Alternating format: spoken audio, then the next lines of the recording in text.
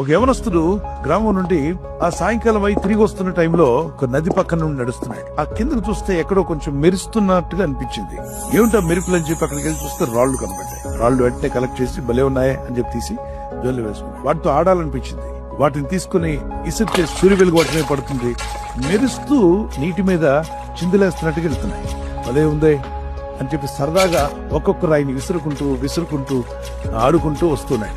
ఎదురుగా ఒక పెద్ద ఆయన కనబడ్డట. ఏం చేస్తున్నావు అంటే, నాకు మెరిసే రాళ్లు దొరికాయి, చాలా రాళ్ల వరకు ఇలా ఇసురుతూ వచ్చాను. ఓకే భలే ఉందిరా, నాకు చూపించు అన్నట్టు. ఏదో ఖరీదైన రాయిలాగా అనిపిస్తుందిరా. అవునా, ఖరీదైన రాయా, చూద్దామని చెప్పి ఈ బంగారు వ్యాపారం చేసే వాళ్ళ దగ్గర తీసుకెళ్లి ఈ పెద్ద ఆయన, ఇది మా కుర్రోడికి దొరికింది, ఇది ఉపయోగపడుతుంది అంటారా అని చెప్పాడు.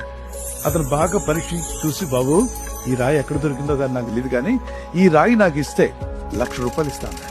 1,00,000? ఈ రాయికి ₹1,00,000? బోరుమని ఏడుస్తున్నాడు. అప్పుడు ఆ షాప్ అతను, బాబు ఏడవకు, ఇంకో 1,00,000 ఇస్తాను.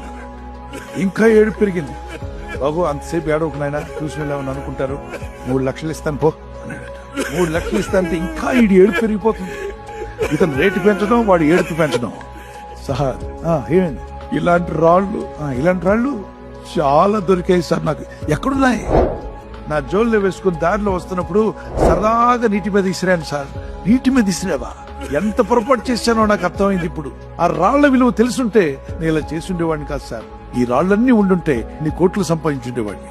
ఆ దేవుడు దయదలిచి నాలాంటి వాడికి ఇచ్చిన నా మూర్ఖత్వం, ఆటకాయతనంతో మొత్తం పోగొట్టుకున్నాను. ఇప్పుడు తలగొట్టుకుంటే వచ్చాయి రాళ్లు. అలాగనే ఎన్నో సంవత్సరాలు దేవుడు మీకు బంగారు రాళ్ళంటే ఇచ్చాడు.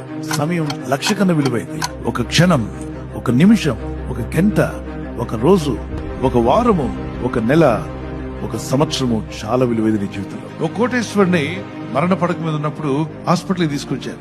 డాక్టర్స్ చెప్పిన మాట ఏంటి తెలుసా? 1 గంట ముందు మీరు తీసుకొచ్చుంటే అతను మేము బతికించుండేవాడు. కోట్లు విలువైందా, గంట విలువైందా? ఆ టైం విలువైంది. విలువైన ఎన్నో సంవత్సరాలు మీలో కూడా కొంతమంది తెలుసో తెలియకు అజ్ఞానంతోనో ఏదో వ్యర్థమైనటువంటి విషయాలు గడపడంలోనో, స్నేహితులు చెప్పిన మాటలు, వీడియో గేమ్స్ కొరకు, బెట్టింగ్ గేమ్స్ కొరకు, ఈ రీల్స్ చూస్తూ, లోకం మాటలు వింటూ, నేర్చుకోవాల్సిన ఎన్నో ఉండగా నేర్చుకోకుండా సమయం అంతా వృధా చేసేసి, ఇకనైనా జాగ్రత్త పడి ఈ నూతన సంవత్సరంలో ప్రతి రోజు నేను జాగ్రత్తగా వాడుకోవాలని ఒక నిర్ణయం తీసుకోవాలి. ఆ సమయాన్ని ఇచ్చింది దేవుడు. సమయం అనేది పూర్ మ్యాన్ కి, రిచ్ మ్యాన్ కి ఒకటే. పేదవానికైనా 24 గంటలే, ధనవంతునికైనా 24 గంటలే. Time is the only currency you can never earn back. So spend it wisely. గతించిపోయిన కాలము తిరిగి రాదు కనుక ఆ సమయాన్ని వాడుకోవడం తెలిస్తే నువ్వు అభివృద్ధి పొందుకుంటావు. సమయం సద్వినియోగం చేసుకోమన్నాడు.